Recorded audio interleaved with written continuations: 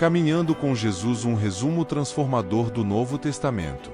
O Novo Testamento é a segunda parte da Bíblia e consiste em 27 livros que relatam a vida, ensinamentos, morte e ressurreição de Jesus Cristo e os primeiros anos da Igreja cristã primitiva. O Novo Testamento foi escrito entre o século I e meados do século II depois de Cristo. Ele é lido e estudado por cristãos em todo o mundo como uma fonte de orientação espiritual e inspiração. Os autores eram principalmente apóstolos, discípulos diretos de Jesus ou associados próximos a eles.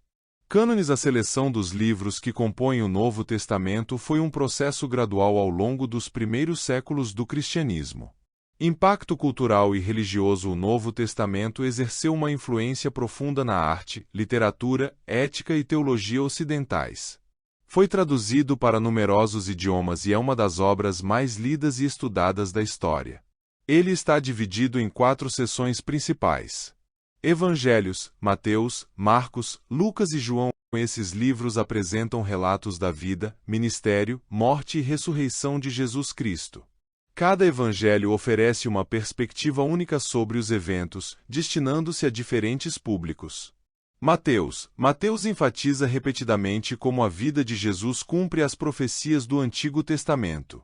Ele apresenta Jesus como o Messias prometido e seus ensinamentos éticos, como o Sermão da Montanha, sua autoridade messiânica, e que Jesus também utiliza várias parábolas para ilustrar princípios espirituais, como a parábola do semeador e a parábola do filho pródigo. Marcos, um relato notavelmente breve e focado nas ações de Jesus, enfatiza sua natureza servil e poder divino. Marcos apresenta Jesus como um servo sofredor, enfatizando sua missão de servir e dar a sua vida como resgate por muitos. O Evangelho de Marcos destaca muitos milagres de Jesus, incluindo curas, a multiplicação dos pães e peixes e a caminhada sobre a água. Lucas fornece uma genealogia de Jesus, detalha a sua humanidade, escrito para uma audiência gentia, destaca a compaixão de Jesus, sua relação com os marginalizados. Ele inclui parábolas e histórias que ressaltam a compaixão e a misericórdia de Jesus, como a parábola do bom samaritano. Lucas apresenta muitos ensinamentos de Jesus sobre o reino de Deus, enfatizando a natureza espiritual e universal desse reino. Lucas narra a última ceia, incluindo detalhes sobre a instituição da ceia do Senhor. Ele descreve a traição de Jesus por Judas e a prisão no Getsêmani. João aborda a divindade de Jesus e destaca seus discursos teológicos.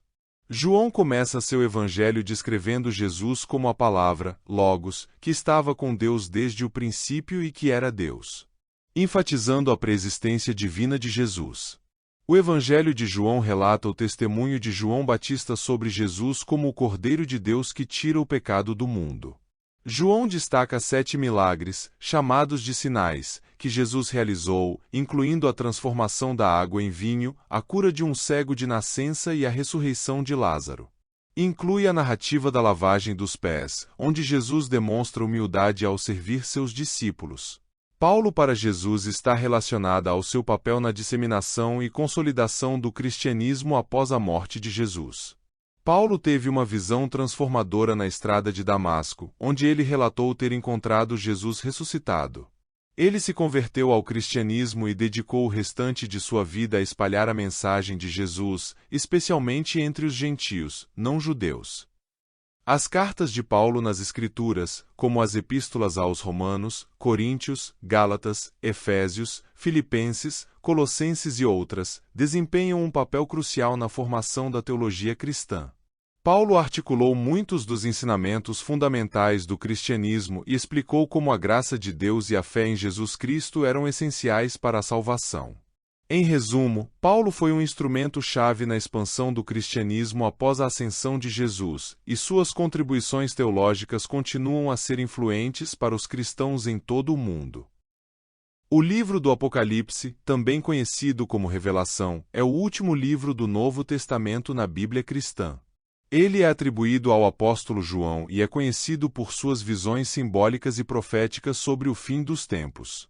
O capítulo final do Apocalipse é o capítulo 22, e ele conclui a obra com várias mensagens e imagens significativas. Aqui estão alguns dos principais elementos encontrados no final do livro. Primeiro rio da água da vida, versículos 1 e 2. João descreve um rio da água da vida que flui do trono de Deus e do Cordeiro, simbolizando a vida eterna e a provisão divina. Segundo árvore da vida, versículos 2 e 3. No paraíso restaurado, João menciona a presença da árvore da vida, que fornece frutos para a cura das nações. Essa imagem evoca o jardim do Éden e sugere a restauração completa. Terceiro, vinda rápida de Jesus, versículo 7. Jesus declara: Eis que venho em breve. Essa é uma promessa de sua segunda vinda, uma expectativa central na escatologia cristã. Quarto, admoestação para guardar as palavras, versículos de 6 a 10. João adverte sobre a importância de preservar as palavras proféticas do livro e enfatiza a prontidão para a vinda de Cristo. Quinto, ato de adoração errado, versículos de 8 a 9. João relata que, diante da grandiosidade das visões, ele se prostrou para adorar o anjo, mas o anjo o repreende, destacando que apenas Deus deve ser adorado. Sexto, promessa e advertência finais, versículos de 10 a 21. O capítulo termina com Jesus reiterando sua vinda, prometendo recompensas aos justos e advertindo sobre a situação daqueles que alteram as palavras proféticas do livro.